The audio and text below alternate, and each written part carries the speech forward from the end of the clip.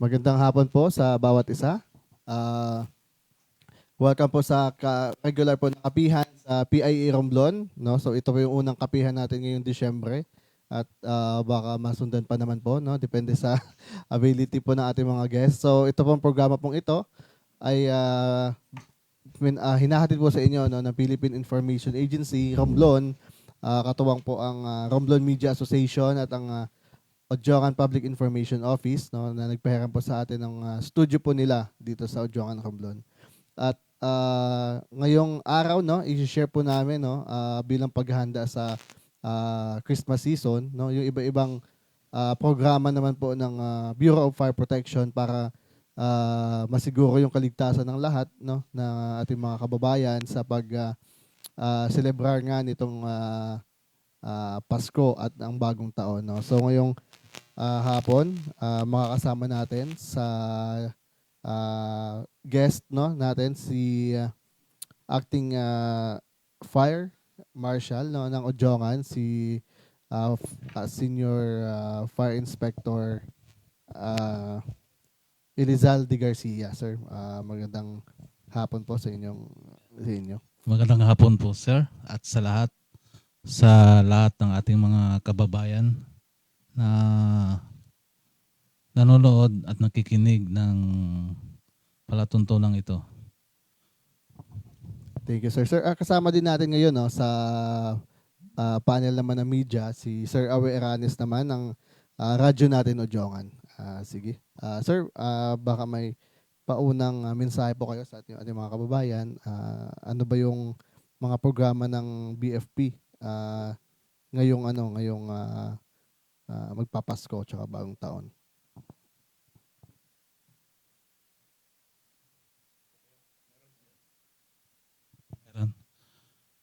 Sa muli, magandang hapon po sa ating mga kababayan. No?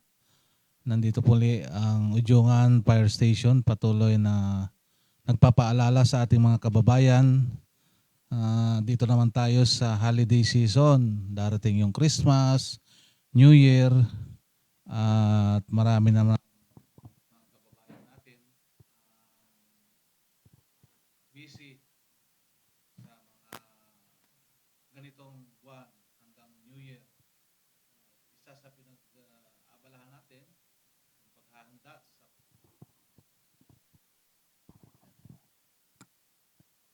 isa sa pinag-aabalahan natin ay yung paghahanda natin sa Christmas at New Year. Tuwing Christmas, hindi natin maiwasan sa ating mga kababayan na maggumamit ng mga paputok, lalong-lalo na New Year. Nandito po ang Odjongan Fire Station, Bureau of Fire Protection, patuloy na nagpapaalala sa atin. Kung hindi ba natin maiwasan yung mga ganong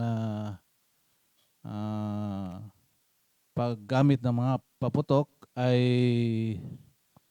mag-ingat po tayo at mayroon pong ilalaan ang bawat barangay na mga designated area na dapat doon po tayo magpaputok. At kahapon nga nag-meeting kami kasi mayroong kinakrap na ordinansya tungkol sa paggamit ng mga firecrackers, sir.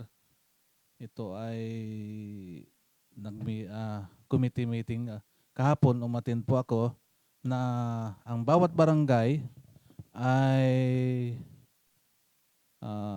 maglalagay ng mga designated area ng mga firecrackers. Kung sa isang barangay maraming sityo, halimbawa sa isang sityo, malawak ng sityo, mga isa, dalawa na designated area, hindi doon po sa mga malalayo na sa mga establishment, sa mga commercial establishment, kasi po ang firecrackers ay minsan isa yan sa pinagmumulan ng sunog, sir. Kaya maraming nang reported sa amin na isa yan sa pinagmumulan ng sunog. Kaya maganda yung ordinansang yon na kung maipasa man yun, ay mas maganda yon. Lalong-lalo na po dito sa poblasyon. Ito, Barangay Liwanag, Ligaya, Tabindagat, Liwayway, at saka Dapawan kasi parami ng parami ang establishment dito. Kaya kailangan talaga mayroong maliban sa national law at mayroon pang ordinansa na support sa firecrackers kasi sa ibang mga municipality, ibang bayan, ban na ang firecrackers eh. Kaya hindi naman dito sa Ujungan, hindi naman natin binaban pero gagawa ng batas, ordinansa para mailagay sa proper o sa pag-iingat kung regulate yung mga paggamit ng firecrackers. Kaya maganda yung ordinansa yon pag naipasa yon. Yun sir. Sir, anong balak sir ng ifo-fast track ba yung ordinance kasi kung alam naman natin ano na ngayon 13. Kaya nga sir ay committee hearing kahapon siguro mamadaliin yon pero hindi alanganin na sir sa ngayong holiday season, yung Pasko, New Year, alanganin na yun. Opo, pa-approve pa sa provincial. Siguro, pag hindi pa makahabol ngayon yun, maybe next year, implement yung ordinansang yun. Pero maganda yung nilalaman ng ordinansa na yun. Para sa akin, isa pa na pinag-usapan namin doon, itong mga nagbibinta ng firecrackers ay hinahanapan namin ng yung medyo malawak at safe na lugar kasi kami pinag-usapan nga kahapon yung member ng council ay medyo hindi na safe sa yung dati sa New Market kasi doon yun nilalagay designated area na magbenta sir ng mga firecrackers ay ngayon medyo lumiit yung space diyan kasi mayroon ng bagong building na itinayo ang LGU. Kaya medyo limited na masyado ang space. Kaya naghahanap si Sir Alex kahapon kung isa sa nag-suggest na kung makakita sana ng malawak-lawak na lugar ay doon sila ilagay. Pero as of now, sir, ang nag-apply pa lang partially na mga permit ay 7 tao pa lang naman ang nag-asikaso ng mga permits nila para magbenta ng mga firecrackers as Okay. of now, sir. Nabanggit mo sir, designated area, no? So para saan sa ngayong araw, saan pa rin ang designated area na itinalaga ng munisipyo na firecracker area? As of now, sir, wala pang talagang... Maliban doon sa palengke pa rin. Opo, wala pang Bagong bagong designated designated na area. Okay. May mga suggestion na kung pwede doon sa bypass road, may suggestion na dito sa Ujogan South Central Elementary School, Mhm. dyan sa ground, open field, may suggestion sa grandstand, Mhm.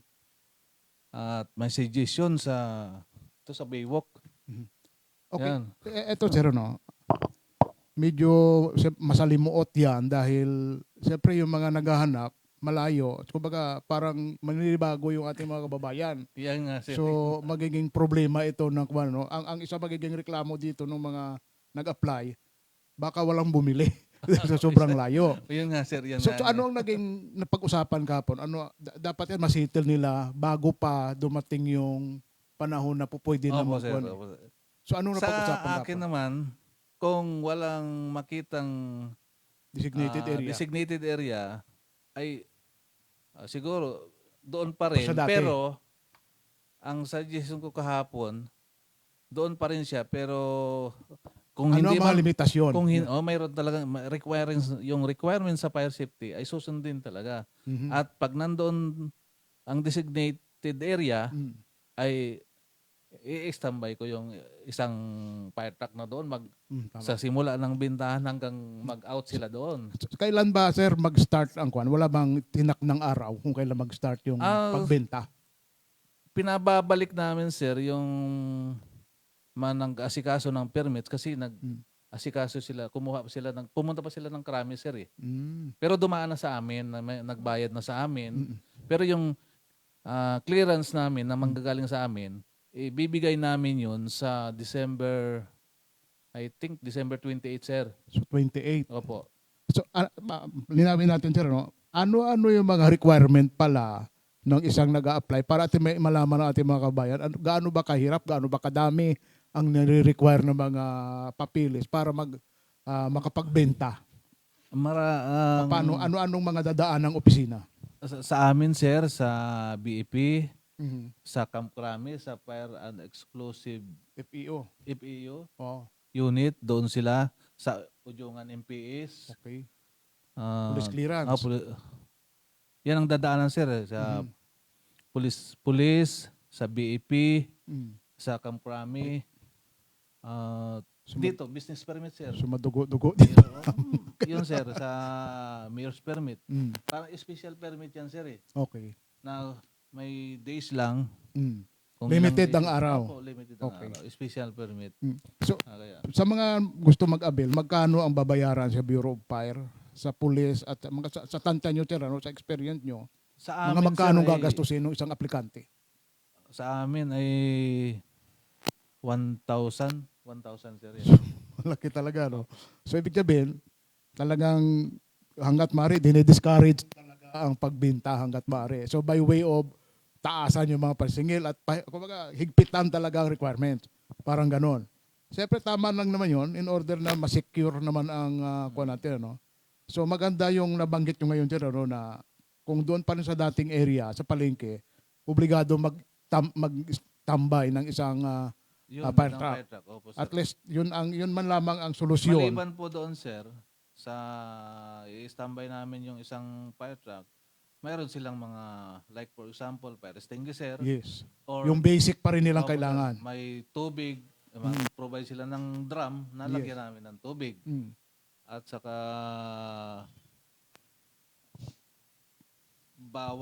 maraming bawal pag mayroon during sealing, Mhm. bawal ang testing, Mhm. bawal bintahan yung mga minor. Okay. Importante yung Mhm. sir, halimbawa, mga bata, hindi pwedeng bintahan sila. Okay. Mahirap na. Okay. Yung importante, minor de edad, hindi pwedeng bintahan. Ano naman sir yung mga paputok na pupwedeng ibenta at ano naman yung mga ipinagbabawal para Ayun, maintindihan sir. agad natin. Sa ngayon, sir, wala pa akong Wala pa. hawak ng kung ano mga bawal, Listahan. sir, listahan. But Pero sa ang last PNP, year. sir, sa Last year. PNP, mayroong ano na sila, mayroon ng kopya yata sila. Hindi lang ako nakakuha ng kopya. Ako yung mga bawal. Pero last year sir, ano yung mga notable na pinagbabawal last year? So, Ito- most probably hindi yun ngayon eh. Opo, sir. Mm. Yung mga malalakas. Plapla, mga ganun ba? Opo, sir. Yung bawang ba yun? Bawang. Yung mga ganon. Mhm. So ano Kung lang ang pwede para at least may idea rin tayo na ano lang kung tayo bibili, ano ang inirekomenda nyo sir kung nandiyan na rin lang talaga, hindi may Mayroon iwasan. akong, hindi ko lang nadala, sir, doon sa table ko. Mhm. Doon sa yung listahan ng mga dapat ibenta. Pero yung fireworker or waitress na tinatawag, okay lang yun. Okay, sir. Isa yun sa pinayagan, sir. Pinayagan. Pero yun ang kadalasan lumalanding sa mga bubong sir. Di ba?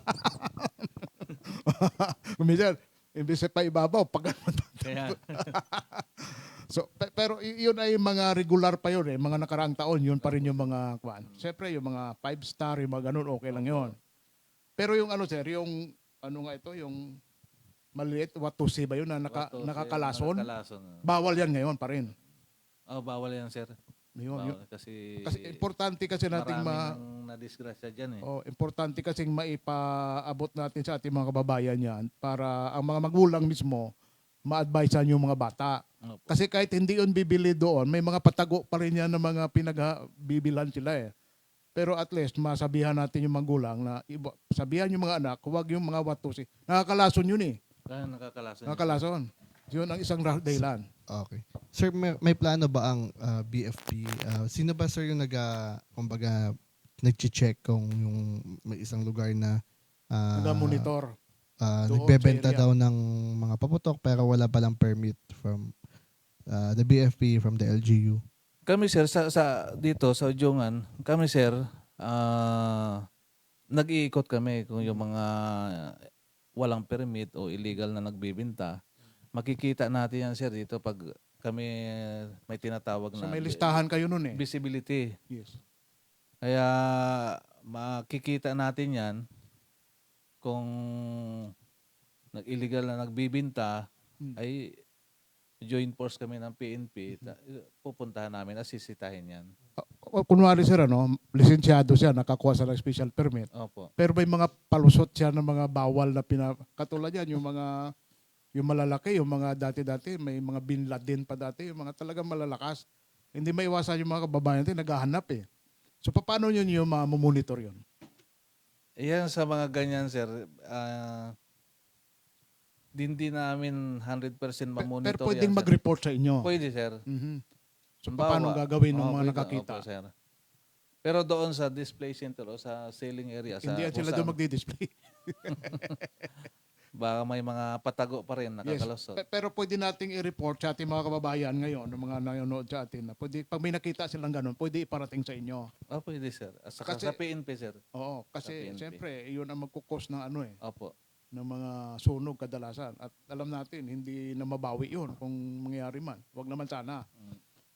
So, ano pa ang mga reminders ninyo, sir, sa ating mga kababayan na mga dapat iwasan?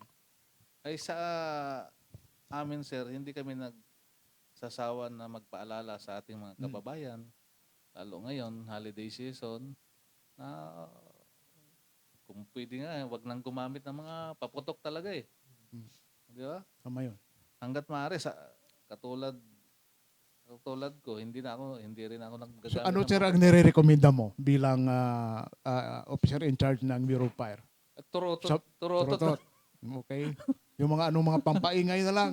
O kung anong available Available. dyan sa bahay, bagtingin mo yung mga kawali mo dyan o takip ng kaldero dyan, mas maganda pa kaysa mga firecrackers na kung saan ay medyo delikado. Hindi lang pinagmumula ng sunog at saka marami rin na didisgrasya, napuputulan ng kamay, minsan nabubulag. Yes.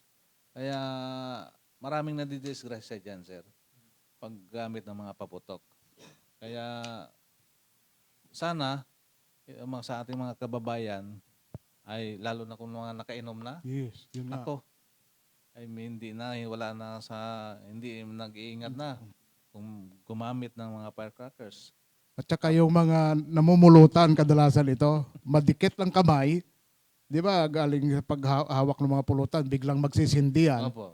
Kapag tapon mo, maraming ganung kaso. Dumikit sa kamay yung kumain ng malagkit. Sa halip na maitapon niya, ayaw ko, ay andun na, sumabog na. Maraming kasong ganon. So, yan ang isa sa mga nire-remind natin. Pag nagpaputok ka ng 5-star, halimbawa 5-star, hinagis mo at hindi po namatay yung apoy doon sa Wag na wag mo Huwag mo nang pupulutin. pulutin yun. Mm. Kasi baka pagpulot mo at sumabog yun. At maraming ganung kaso, sir. Kaya, sir. Maraming ganung Kaya, kaso. doble ingat, sir. Mhm. Ang masabi ko, doble ingat sa ating mga kababayan na hindi maiwasan ang gumamit ng firecrackers during Christmas, lalong-lalo na New Year. sa New Year. Kung hindi man mo maiwasan, ay doble ingat tayo. Lalo na ang mga bata, wag nating bantayan ng mga magulang. At naalala ko nung kabataan namin, ang ginagamit namin yung kawayan. Yung simbolong, yung kawayan ang ginagamit namin. Kanyon. Oo. Yun ang ginagamit namin nung araw. Mas maganda pa yon. Kaya hindi uso noon ang mga firecrackers. Sana mas maganda pa yon, sir. Yun ang Ang yung gusto ngayon kawayan. kasi ng mga kababayan natin, yung talagang ang putok ay matindi eh. Ay, yung kawayan, Limitado. sir, ay malakas din yun. Yun Minsan nga naalala ko dun, mayroon ditong pa-contest yan dati Contest, sa plaza eh. Yes. Yung mga nakaraang taon, Meron. malakas yun. Mm. Depende sa laki ng kawayan yata na gagamitin mo. Kaya malakas yun, sir. Malakas Okay. talaga. Nabanggit sir yung mga buga-buga na yan, bawal yan, di ba? Isa rin dyan. Yun. Oo, hanggat maaari. Sige nga sir, ikuan mo nga yan. Hinuhuli yan pag nakita ng mga PNP yan. Yung mga bata, may daladalang buga. Mhm. Ay, Huhulihin yan, sir. Normally, ano ba itong nilalagay nila doon? Bakit siya pinagbabawal? Alcohol yata. Alcohol. Sir. Ang ginagamit nila dyan. Mhm. Pero hindi pa ako nakakita niyan. Hindi rin ako nakita ng alcohol. Nakatry na gumamit niyang buga-buga na yan. Hindi pa Pero ako bawal yun, ha? Bawal. Bawal, sir. Ayun. Kasi isa rin yun sa dahil lang kung marami na didisgrasya dyan eh. Yes. Kaya, lalo na sa mga minor, mahilig mag-assemble ang mga kabataan yan eh. Pag yung isang kabataan marunong mag-assemble niyan, maraming magpapagawa rin yan eh. At nagiging binibenta. Pinagpipirahan din. Kung marunong yung isang kabataan gumawa, ay maraming magpapagawa. Kaya Yun na. nagkakapera yung marunong gumawa niyan. Pero bawal yun. Pero bawal, Nire-remind sir. natin. Opo. Okay. So, maidagdag ko lang, sir, ano? Medyo off-topic, in relation pa rin sa sunog. Opo, sir. So, ano ang mga i-remind natin sa ating mga kababayan ngayon na lalo yung mga gumagamit ng mga gasol, importante rin ngayon, di ba? Sunog ang pinag-usapan natin. Ano ang mga reminders natin sa ating mga kababayan? At pagdating naman, sir, sa mga appliances, lalo na ngayon, ang daming nagkakabitan ng mga Christmas decor, Christmas light. Pero hindi naman natin pinagbabawal yan, yung maggabi tayo sa loob at labas ng bahay. Mayroon kasing mga Christmas lights na pwede rin sa labas. Yung tawag na indoor lang. Indoor. Inilabas At saka mo ngayon. Outdoor, oo. Oo. Mayroon, sir. Kaya sa mga kababayan natin na hindi maiwasan talang ganyan, bumili tayo ng mga, kung sa labas natin gagamitin, bumili tayo ng pang-outdoor. Yes. Kung sa loob naman, ay ilagay natin siya yung pang-indoor. Huwag gamitin sa labas. Minsan, Dahil akala pumuputok na ng mga kababayan natin siguro minsan, yung makabili ng Christmas lights, pwede na sa labas, pwede na sa yung panglaba. Hindi nila alam yung nabili nila pang indoor ay biglang labas ha. Nilagay nila sa outdoor. Mag-ground sunog din yun. Opo. Tanongin nila, importante, mayroong yung ICC at wag silang bumili pa basta-basta ng mga baka makabili sila ng fake ng mga Christmas light. Yes. At pag nag-install sila, hanggat maaari, wag ilagay sa mga loob ng bahay na yung ibabaon pa yung wire. Ano ba, tatabunan pa ng mga carpet, cortina, or yung mga tatabunan ng mga combustible kasi dapat open Exposed siya. lang. Exposed. Kung magka-problema man yan, ay makikita kaagad natin. Okay. Ito sir, sa issue ito kadalasan ito ang kadalasang maraming itinatanong sa atin, no.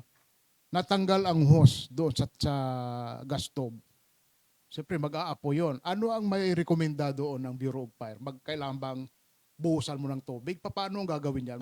Pagdating naman sa mga LPG, sir, pag natanggal yung hose, siyempre mayroong tinatawag yan na yung anong ang tawag nito? Regulator. Siyempre, papatayin mo yung regulator. Normally, una-una, nagpapanik pag umapoy na yan, ay huwag kang magpanik. Number one. Huwag kang magpapanik. Siyempre, pag nagpanik ka, hindi ka makakaisip kung anong gagawin mo eh. Ay, kasi nga, ang lakas ng apoy dyan. Siyempre, ang iniisip ko agad, masusunog na ito. So, anong gagawin? Una-una,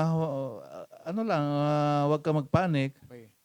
Patayin mo ang regulator. Kung uminit na yung regulator, kumuha ka ng damit or tela. O tuwalya. Basain mo para kung mainit na yung regulator, di takloban mo ng medyo basa na tela para hindi mapasok yung kamay mo. Pero sir, tama ba sir na recommended yun? Wag na wag buhusan ng tubig. Tama ba? Yung nag-aapoy na tangke. Ay, siyempre, sir, hindi naman mamamatay kasi palabas lalo pang lalakas. Palabas ang buga. Ang buga ng chemical ng LPG, sir eh. Mm-hmm. Hindi yun mamamatay. Unless na i-off mo yung regulator. So, Mm.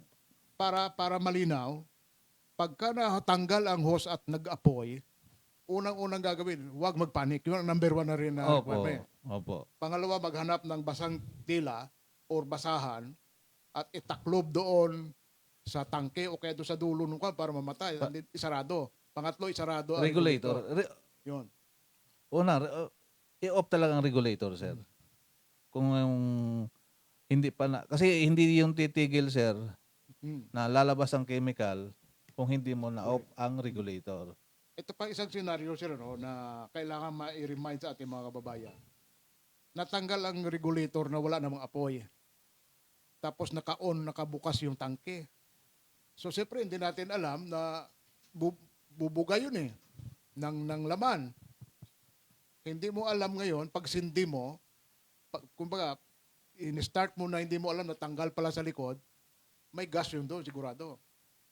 So ano ang recommendation nyo pag gano'n na may naamoy ka na wala hindi ka pa Sumisingaw, sir? nagbubukas? Ha? Sumisingaw, hindi ka Oh, pa so, nang Hindi bubukas. ka pa nagbubukaw, may Ay, naamoy pero ka. may naamoy kang Gas. chemical na iba sa pang-amoy mo, Hmm. ay maisip mo ka parang may singaw itong aking... Ano ang gagawin? Una-una, wag na wag mong isi-switch yung Wag mo nang tong bubuksan. burner. Wag Okay. na wag buksan. Halimbawa, sa loob ng sa dirty kitchen, buksan mo yung Bintana. pintuan, bintana, Bintana. para may Sumingaw pasok muna na hangin, makalabas na hangin. para sumingaw. Opo. Okay? Wag na wag mong on yung burner. Mhm. At Kung siguruhin may mo na leak yun. sarado rin siyempre yung O tangke. sigurado Oo. yung regulator. Yung So gaano tangke. katagal, sir, pag binuksan mo pintuan, bintana, gaano katagal maghihintay ka muna? Siyempre, kailangan mga gaano katagal? Bago Siguro ka sir, magbukas. pag natansya mo na, ay wala na, mga 5 minutes, Okay. di Pwede na. wala ka lang na amoy, Yun. pwede na yun, sir. Yun. So yun ang magandang reminder sa ating Opo, mga sir. kababayan. Opo, sir. Kasi kadalasan yun ang cause ng sunog. Opo. At wag na wag ka talagang, pag may nasingaw yan, wag mong i-on yung sa burner. Siguruhin mo nang saraduhin Opo, ang sigurado ang regulator. tangke, regulator, at saka buksan ang bintana, pinto, para Maghintay ng mga 5 minutes pataas, Opo. tsaka uli magbukas. Opo. Ayun. Yun ang magandang Para reminder. yung chemical, Mm. lumabas siya, Mm. mayroong hangin na pumasok at labas-pasok na hangin. Okay. Yes, Sige. Sir, ang BFP ba may police power ba? Like katulad sa PNP na pwede kayo manghuli? Oh, wala, sir. Wala po. Kasi ang inaano natin, sir, Kung mayroon kami mga manghuli, sir, coordinate kami sa PNP. kasi nababanggit nyo, sir, yung mga minor kanina na nabebentahan, nakakabili ng mga paputok. May mga pwede ba Pwede kami, mapanagot ka? sitahin sila na hindi pwede, pagsabihan. Mm. Pero kung parang sa prosecution, pag nag-cause siya ang nag-cause ng sunog, siya ang perpetrator, ay Pwede kayo pwede. Pwede kami, pagdating naman sa mga arson case, ay kami naman, sir. Pag dating sa mga arson cases, ay kami naman talaga ang nag-handle niyan. Pero pagdating naman doon, sir, sa mga permit, example, nakabenta nga itong tindahan dito Opo, sa minor, pwede mo nyo bang tanggalan ng permit yun na makapagbenta? Yan, Paano? nahuli na nagbayuli. Pwede, sir. Pwede Pero, kayo mag-recommend na i-revoke. Pwede recommend namin na i-revoke yung Permit. permit niya, stop. Kaya nga kami ay hindi nagtitigil, hindi tumitigil na palalahanan sila na wag niyong bentahan yung mga minor. Ayun nga, kung nagkataon na mayroon talaga nakalusot, so Oo. pwede kayong mag-file rin ng reklamo.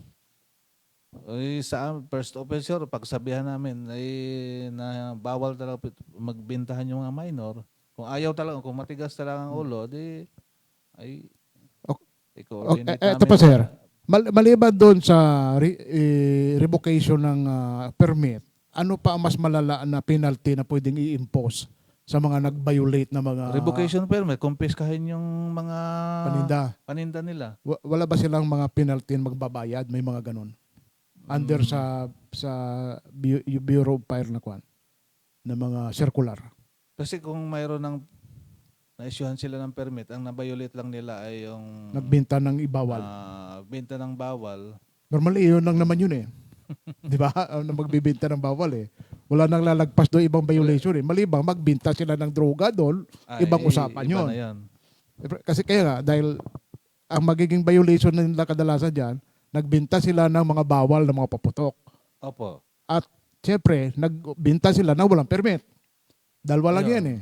Ay pag nagbenta talaga sila rin ng walang permit, ay talagang huhulihin sila. Confiscate yung mga Yun. yung mga paninda nila na firecrackers. Plus, mayroon pang additional Oo, yun. pwede pa sila kasuhan. Yun ang ibig ko sabihin. Yun. Para ba malaman ng Kasi mga nagtitinda, illegal sila nagbibenta. Unfair naman doon sa nag-comply. comply ng mga requirements para makapagbenta sila. So may idea Ay, yung ba tayo, mga- sir? Kung magkano ang penalty ng mga nagbenta ng mga walang permit? Hindi ko ma-consider yung exact Mm. na penalty ng mga ganyan. Kaya Okay.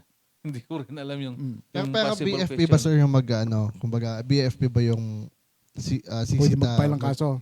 yung magkukumpes ka ng mga Sila. PNP.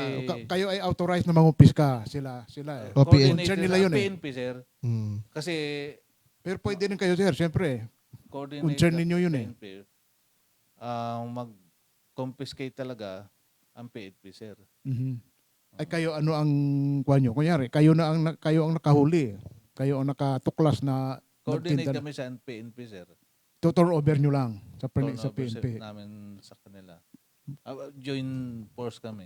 Okay. Kasi hindi naman papayag, sir, yung mga legit dyan na nagtitinda. Yes. Wag. Siyempre. Pag may nabalitaan sila na May nagpalusot. ganito, yung may isang tao doon, sir, Mm. bulto-bulto ang firecrackers, wala namang permit yun. Isa yun sa magre-report, sir. Yun. Kasi unfair sa kanila, nang napakahirap sila ng kuha ng At saka permit. mahal.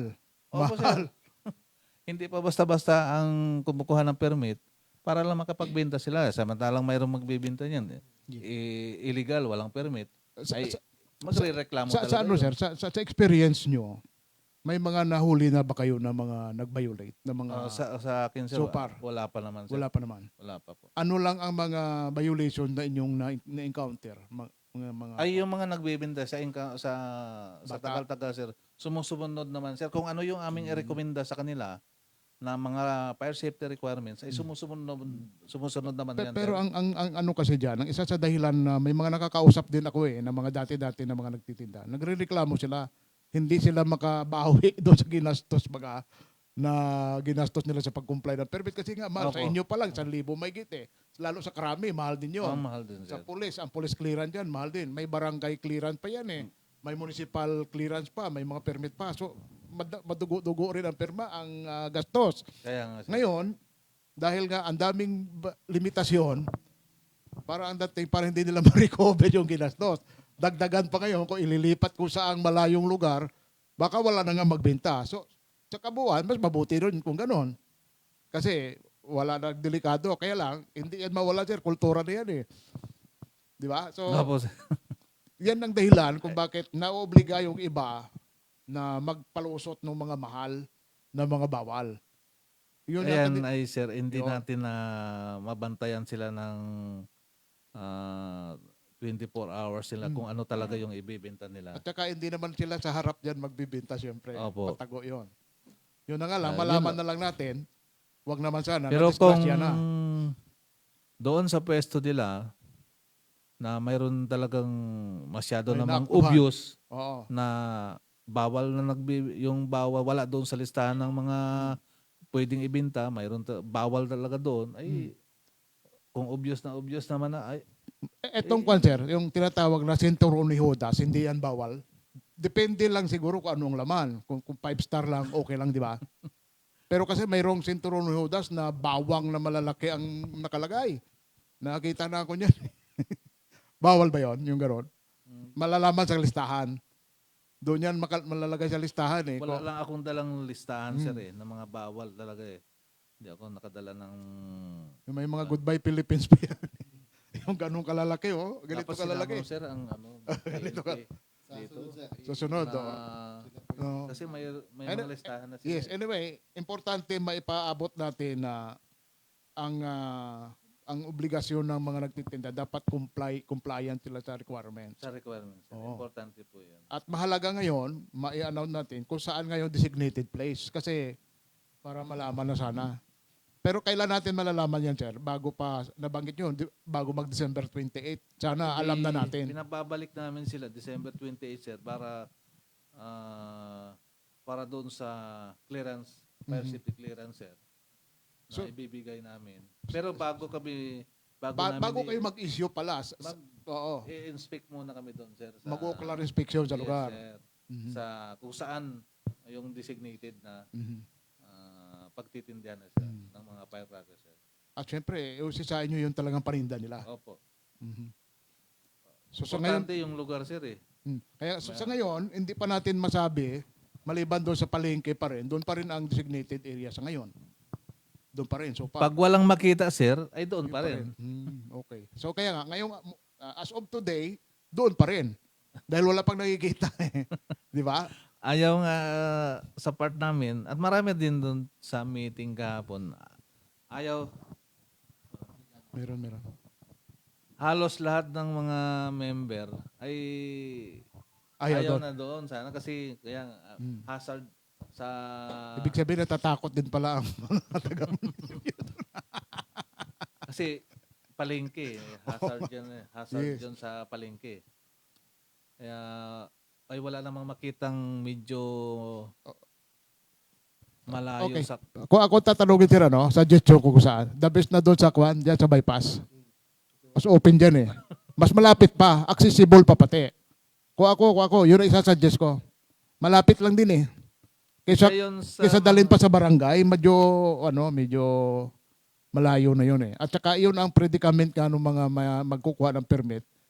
Paano nila madidispose yung kanilang paninda kung halos hindi mapuntahan ng tao sa sobrang layo, di ba?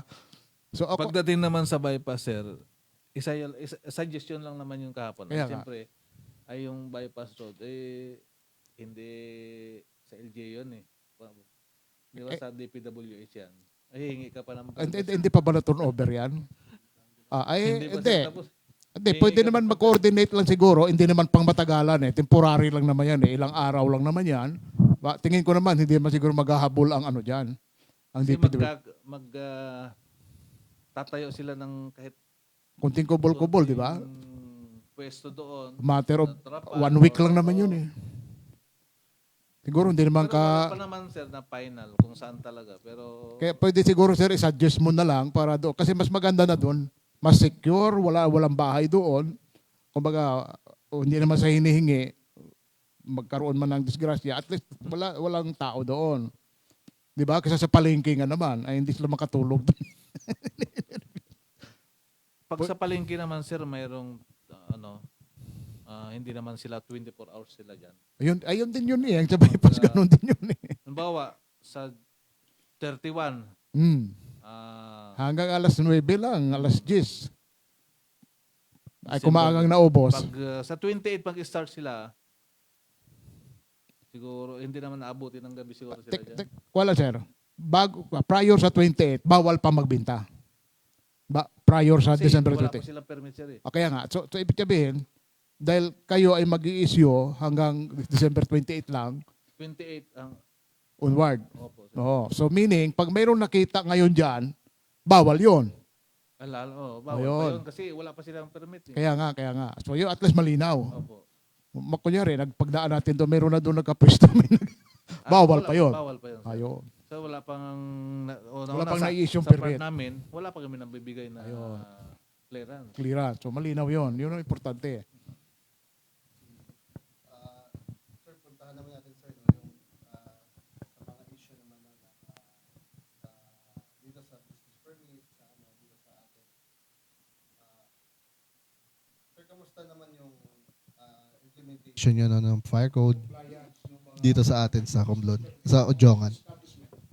Pagdating naman sa mga business establishment ay diyan kami talagang medyo stricto kami diyan. Stricto kami lalo-lalo yung mga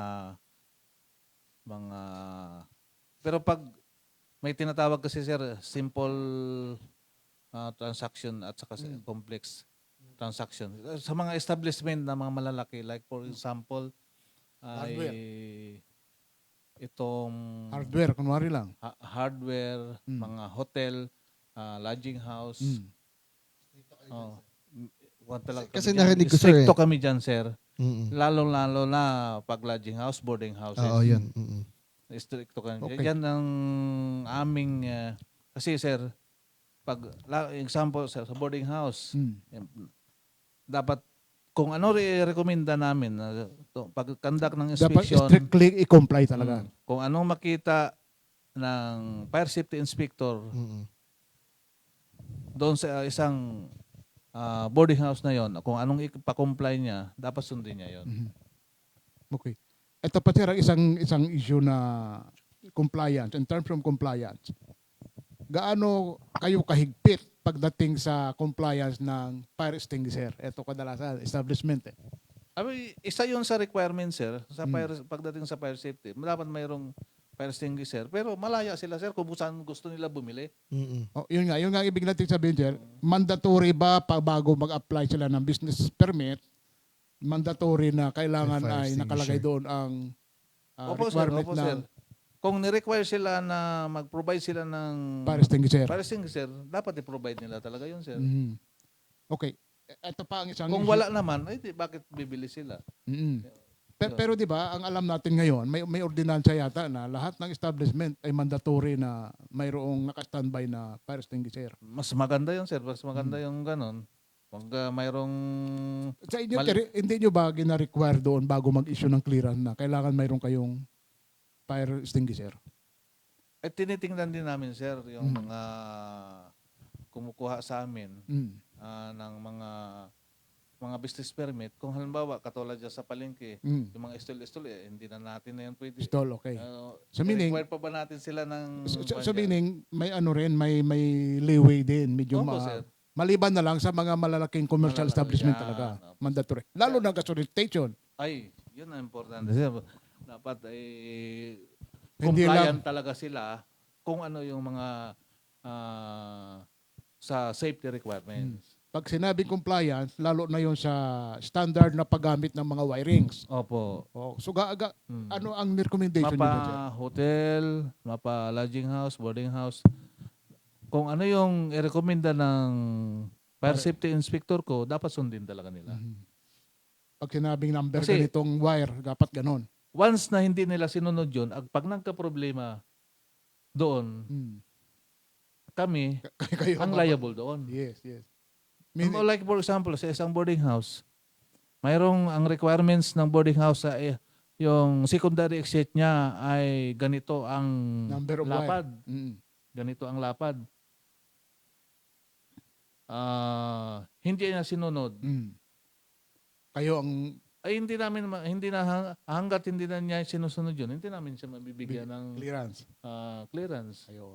Fire Safety Inspection Certificate. Kasi pag once na binigyan namin siya ng Fire Safety Inspection Certificate, Tapos hindi niya Ay- na-comply yun. ay nagpapatunay lamang na compliant siya. Compliant siya pag nabigyan na namin siya ng FSIC. Yes. Kaya kung ano yung nire-require na tungkol sa fire safety, dapat sundin niya yun. Para hindi siya magka-problema or malayo sa disgrasya. Yung Okay lang kanyang yan pag walang establishment. disgrasya. Okay, sir. Kasi ang tinitingnan natin at inalagaan natin doon, yung mga occupant doon Yes. na mga pag mayroong nagka-problema ay safe pa rin sila. Maalala mo yung RSU, di ba, nung nasunog, ang cost nun daw, ayon sa report, undersized na yung mga wires. Dahil nga, dinisign pa yun sa unang panahon pa eh. Medyo matagal-tagal na rin yun, Oo. sir. High school ako, yung admin building ko. Yung admin building yung nasunog. High school ako na, ano yun, sir, na construct eh. Way back 80, 84, 85 to 88 ako dyan. 84 to 88 ako So, dyan, sir. na-establish ba na faulty wiring talaga ang naging cause nun? Ano? Ang alam ko, Sa akin, sir, faulty wiring. hindi ko alam kung anong status nun kasi hindi ako na-assign dito nun, sir. Ako during that time, na-assign ako ay sa Look. Alcantara, sir. Okay. Alcantara.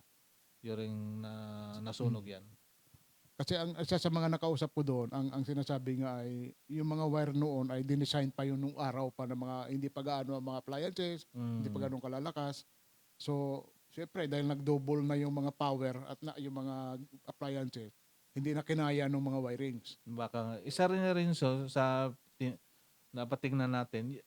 Kaya nga yung mga luma ng bahay dito, Ano pala ang rekomendasyon nyo sa mga ganun, sir? Sa mga pag ang lumang bahay mo ay mga 1950s pa. yung mga ancestral house nila, Oo. yung mga antique house dito, 1980s, mga ganun. ay nire-recommend na namin dyan, mag-rewiring sila. Ayun. The best i-rewiring nila. Palitan yung mga lumang electrical wiring.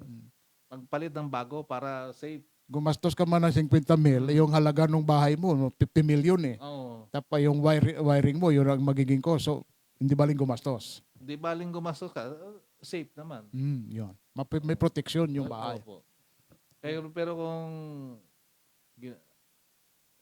tayo kasi mahilig sa remedyo. Hanggat maaari. Hanggat maaari. Pero hanggat maaari sana, yung mga lumang bahay dito, ang wirings nila ay mga 30 years, 40 years. At saka marami ng problema. At yung linya ng kuryente nila, kasi halos ng bahay ngayon, may aircon na eh. Yun na nga, isa pa yun. Yun nga eh. Kasi Daming aircon. Tapos yung wire niya, undersize. Dadagdag ka ng dadagdag na appliances. Hindi kakayanin ngayon ng wire. Kaya So yun ang pinakamagandang reminder ngayon, sir. advice namin sa ating mga kababayan ay dapat sumunod nila doon sa standard na kung anong dapat gamitin ng mga electrical wire. Kung pang aircon, pang outdoor. Kasi may sizes yan eh. Okay. May tanong ko lang, sir. Ano ang recommended ninyo na size ng wire para sa mga saksakan at para sa mga ilaw? Di ba magkahiwala yan? Hanggat na kadalasan. Magkaiba Hindi ko kabisado yung size. Pero magkaiba yan. iba yung sa aircon, sir. Oo. Iba yung sa mga regular outdoor. Yun nga. Kasi ang alam ko, nung sa amin sa bahay mag-iba ang, Iba, mas sir. malaki ang wire na ni-require sa akin nung 12. sa saksakan Parang number 10 yata ang ni-require sa akin, mas malaki 12 Iba, yung para sa 12 mga mm switch. ba yun? May 14. Ganun. Oo. Hindi ko kabisado yun kasi. But ang kuha natin dito, sir, ang ina-advise natin ating mga kabayan, kung luma bahay mo, kung may budget ka, mag-upgrade ka ng wirings. Yes, sir. Mas maganda. Oo. Mas maganda. Huwag nang hintayin Kung pa mayroon na. man lang mga problema ang electrical wiring mo sa loob ng pamamahay, ay kasi sa katagalan, sir, yung mga electrical wires natin ay lumulutong yan. Yes. Lumulutong. Mm-mm. Sa katagalan. Tapos overloaded pa ang karga. Dami-dami pang mga appliances na ginagamit. Kaya dapat anong tawag to? Upgrade na. Upgrade o mag-rewiring. Ayun, rewiring. Okay. Sir, may tanong po. Wala na. Sir, paalala mo na lang, sir, sa mga kababayan natin na nanonood. Ulitin mo na lang, sir, yung sa paalala sa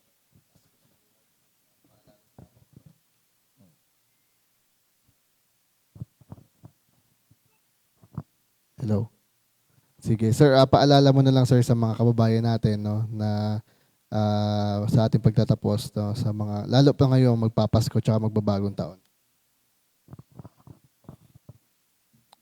Kami sa Bureau of Fire Protection, no, ay hindi nagsasawang magpaalala sa ating mga kababayan ngayong holiday season, Christmas, New Year. Kung hindi man natin maiwasan na gumamit ng paputok, ay mag-ingat po tayo. Doble ingat po tayo. Hindi lang Kasi maraming nadidisgrasya yan. May napuputulan ng kamay, may nabubulag, o isa yan sa pinagmumulan din ng sunog. Kaya kung hindi tayo mag-ingat sa paggamit ng mga firecrackers, ay nandoon yung disgrasya sa ating paggamit ng mga firecrackers. Kaya nandito lang kami, patuloy na nagpapaalala sa ating mga kababayan na doble ingat tayo. Hanggat maaari, kung mas maganda nga, wag na tayong gumamit ng mga firecrackers sa ating mga kababayan. Kung hindi maiwasan talaga, lalo sa ating mga kababayan, ay mga bata, ito po, napaka-importante, wag nating i-tolerate yung mga bata na minor de edad na magpaputok, sir. At saka, kung hindi man natin maiwasan gumamit ng firecrackers, ay maglagay tayo o mag-designate tayo ng lugar na kung saan tayo magpaputok. Kasi wag lang kung saan-saan, sir. Kasi minsan, mga kababayan natin, kung saan-saan lang na magpaputok. Kaya hindi maiwasan ang disgrasya.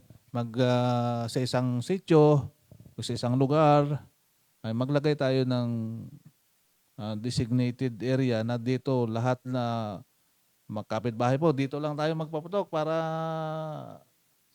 safe. Hindi kanya-kanya. Isa yun, maganda yung ordinansa na yun na pag na-approve yun, ang bawat barangay ay mag-designate ng mga area kung saan sila pwede magpaputok o gumamit ng firecrackers ng ating mga kababayan. Sir, pakibigay sir ang inyong contact number no sa mga para makuha ating mga kababayan just in case na kailangan nila ang serbisyo ng Bureau of Fire, saan sila kukontak para at least makuha nila agad. Mahalaga yan para mayroon silang advance contact number just in case na mayroong, lalo na kung may mga sunog sir, ano? So, Napaka-importante po, sir, Yes. yung may number kami sa kanila. yes, yes. Yung hotline number. Wag lang yung aming personal number. Oo, Yung hotline number. number nyo, bigay natin. Ay, yung hotline nyo, sir, ha? 24/7 yan. 24/7 din, sir. Okay. Yung hotline namin. Importante, malaman natin mga kababayan.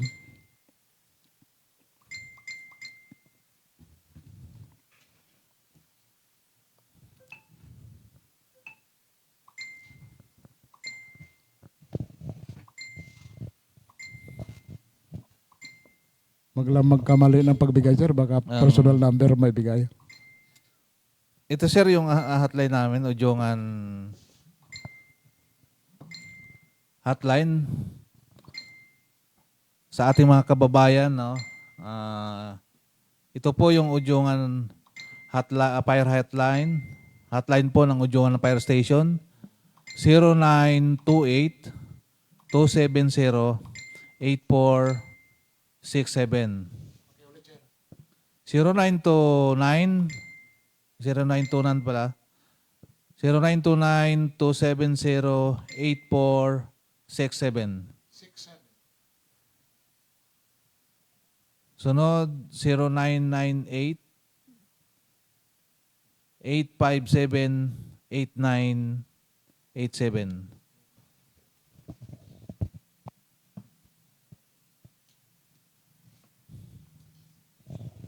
Sige. Sige, sir. Salamat, sir, no, sa time na binigay niyo po sa amin dito sa Philippine Information Agency na makasama po kayo at makapag-share, sir, no, Opo, sir. ng mga tips, tas mga kailangan gawin, no, at paghandaan ngayong magpapasko at magbabagong taon. Sige, at Sir Awe, salamat, no. Kami, At, sir, ay sige, sir. kung mayroong mga na-open rin ito kahapon. Halimbawa, mayroong mga usong ngayon ang piyesta, sir, kaliwat kanan ay open din ni ABC President kahapon ni Sir Sino ang ABC Oh, President? Ah, Si Sir Larry Parito. Parito. Yung, ng Tuburan ay kung mayroong mga fireworks display sa mga piyesta-piyesta, sabi ko sa kanya ay imbitahan kami, pwede kami maka-assist doon. Kasi para mayroong fire truck na pag nagka-problema, nandoon na yung fire truck doon. Pwede mag-request sa inyo para pwede magtambay. Oh, pwede sir. Pwede.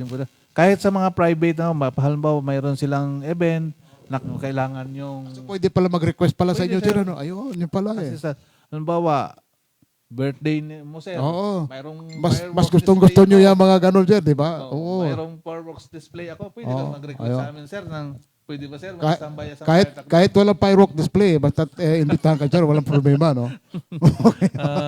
tayo sir ay open sa mga ganyan. Yes, yes. Okay. Mas maganda nga yun sir. Nandoon kaagad kami. Yeah. Para Hindi naman siya hinihingi Ay, o may oo, mangyaring hindi opo. magabuti. Ay, kasi- hindi agad. yung mga firecrackers, fireworks na yan, ay minsan talaga So, yun ang pinakamagandang announcement ngayon na pwede pala mag-request sa Bureau of Pwede Fire kami, sir. pagka may mga okasyon na mayroong mga display ng mga fireworks. Opo. Okay, very good. Ganda nun ha. Sige po. Salamat po ulit, sir. No? At sige, doon lang po nagtatapos po yung ating programa. Ang kapihan sa PIE Romblon. At abangan nyo po sa susunod na linggo. No? Last episode siguro natin for 2024. Pag-uusapan naman natin yung traffic. Tama sir, di ba? Traffic, no? Mga land transportation laws. Ang LTO tsaka yung ano ba yun?